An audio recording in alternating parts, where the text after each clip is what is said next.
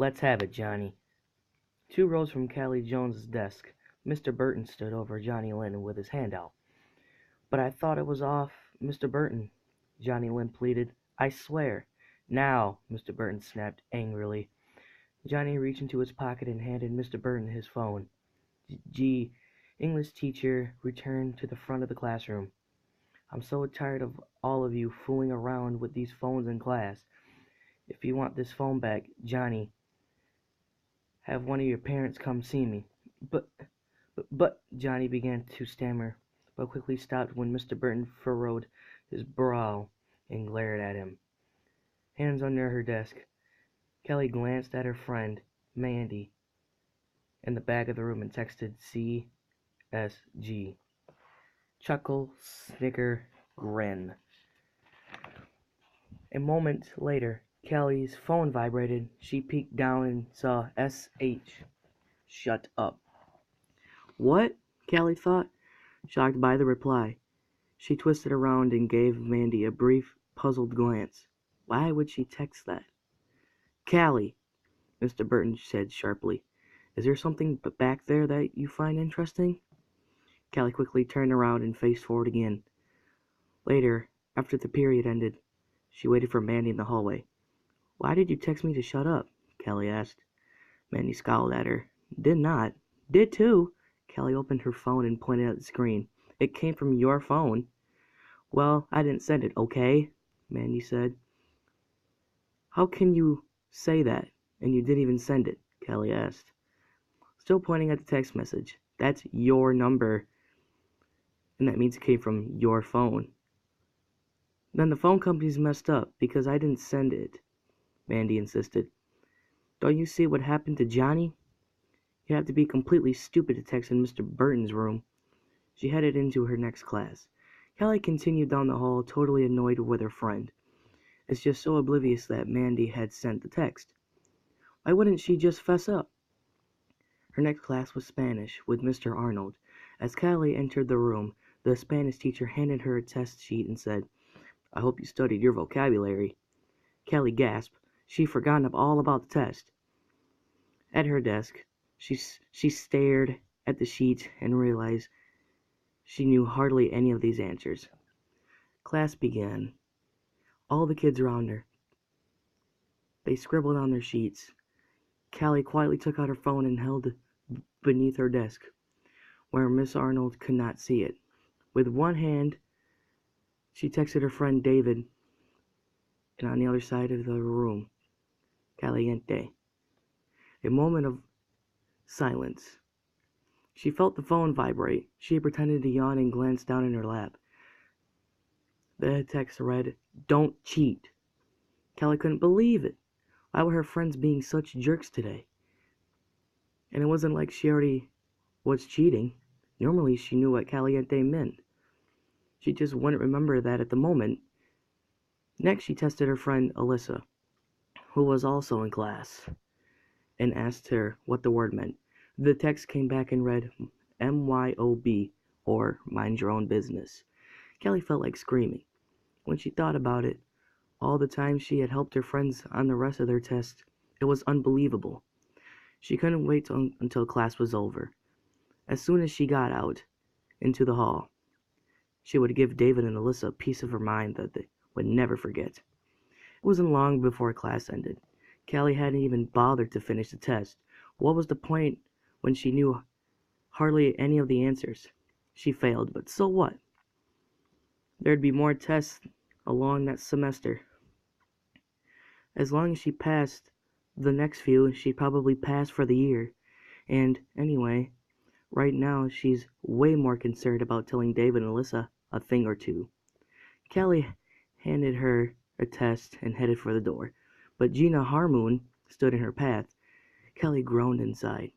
Gina was a loser with ratty hair and small reptilian teeth who wanted to be in Callie's crowd.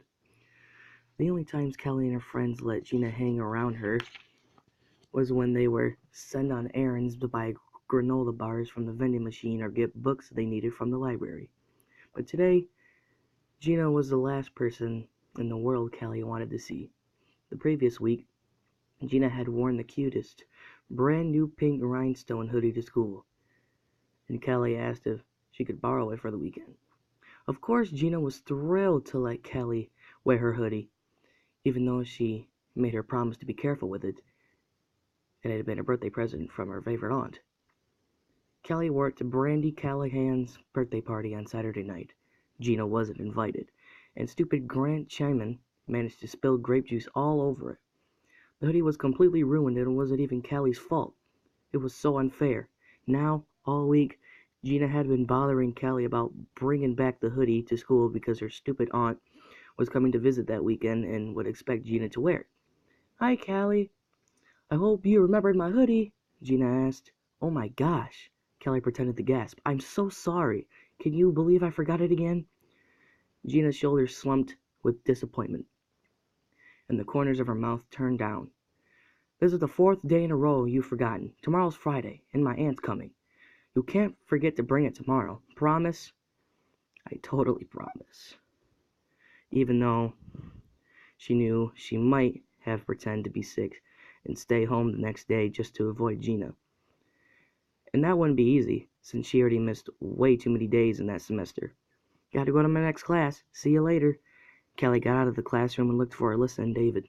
She spotted them down the hall, talking and laughing with none other than Grant Chapman himself. Perfect, Kelly thought, as she marched toward them. "I'll tell off Alyssa and David for not helping me on the test, and I'll tell Grant that his fault that Gina's hoodie got ruined, and he'd better figure out how to replace it and fast." Just then, she felt her phone vibrate. She flipped it open, and the text said, "Don't lie." Kelly stepped forward. Lie, she thought. Who had she lied to? She realized that it must have been Gina. She'd bring the hoodie to school tomorrow. But that really wasn't a lie, because losers like Gina don't count. Kelly smirked to herself and started over again. To her friends. Now, she knew what was going on. They'd forgot all about the tricks that they played on her. They were sending her stupid text messages and pretending they weren't, as if their phones had minds of their own. Kelly started walking faster, like she couldn't wait to get in their faces and tell them they were busted. But then she slowed down. She had a better idea. At lunchtime, Kelly waited until she saw Gina enter the cafeteria. Oh, she made sure accidentally got lunchtime and best of her. "Oh, hi, Gina," she said with a big smile. Gina smiled back uncertainly. "Hi." It wasn't surprising that she was being wary, since the only time Kelly had acted friendly was to her when she would borrow the pink hoodie. "So what's good today?" Kelly asked as they slid their trays down the trail. "Nothing," Gina replied. "Ha." Kelly pretended to laugh. "You're funny." Gina smiled sheepishly. "Well, it's true. Since when does anything that they serve ever looks good?" "True that," Kelly agreed. As if Gina just had the wisest and most profound thing ever, the cell phone in her pocket vibrated, and Kelly held it open. The text read, "Don't be phony." Kelly snapped the phone shut. She was beyond tired of her friend's jokes. She and Gina paid the cashier and went to the cafeteria. Usually this would have been an awkward moment, because Kelly would walk toward the table where her friends are at and sat, a table Gina would never have been invited to. "Want to sit with us?" Kelly asked. Gina's eyes widened with surprise. Sure." They headed for the table where Mandy, David, and Alyssa and Grant were all sitting. Kelly was certain that Gina was thrilled. "Hey guys," I asked Gina to sit with us today," Kelly said, and sat down. Gina sat beside her. Both girls placed their backpacks on the floor. "Oh gosh," Kelly suddenly said, "I forgot to get silverware." "I'll get it," Gina said, eager to be helpful and light. She jumped up and headed back to the lunch line. "Why'd you invite her to sit with us?" Alyssa whispered as soon as Gina got out of earshot. "Why not?" Kelly asked innocently. Meanwhile, she was down to the outside pocket of Gina's backpack.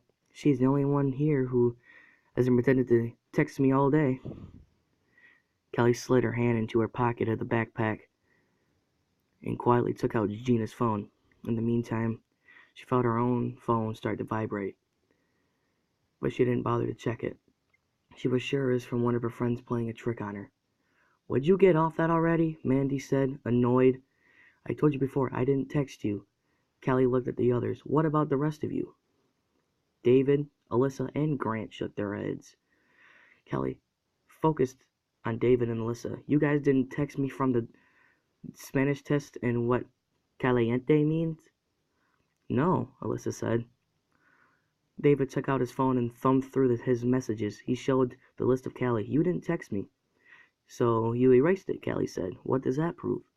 Gina came back with the silverware and everyone had lunch. Just before the period ended, while Callie had returned her tray to the kitchen, her cell phone vibrated. She opened it, knowing there'd be two messages, the one that she hadn't checked at the table and the new one.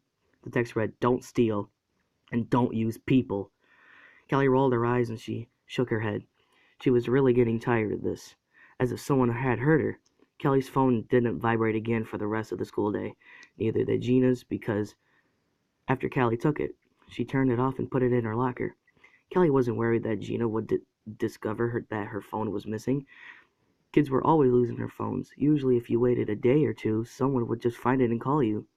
When school ended, Callie just walked home with Gina's cell phone in her backpack. She had the perfect plan. Later that evening, she would text all of her friends from Gina's phone, saying that she, Gina, was having a big party to the next night, would pay for everyone $10 each to attend. Callie was certain Gina would find out and be so embarrassed that she wouldn't dare set foot in school during the next day. And then Callie wouldn't have to worry about bringing the hoodie. It was early January and very, very cold. Icicles hung from the bare branches of the trees, and a thick white cloud of snow came out with each breath Callie took. She listened to her iPod as she walked home.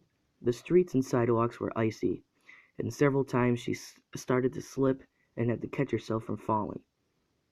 When she got to her street, she saw an old lady taking bags of groceries out of her car. Callie had seen the woman before and knew she had a bad hip.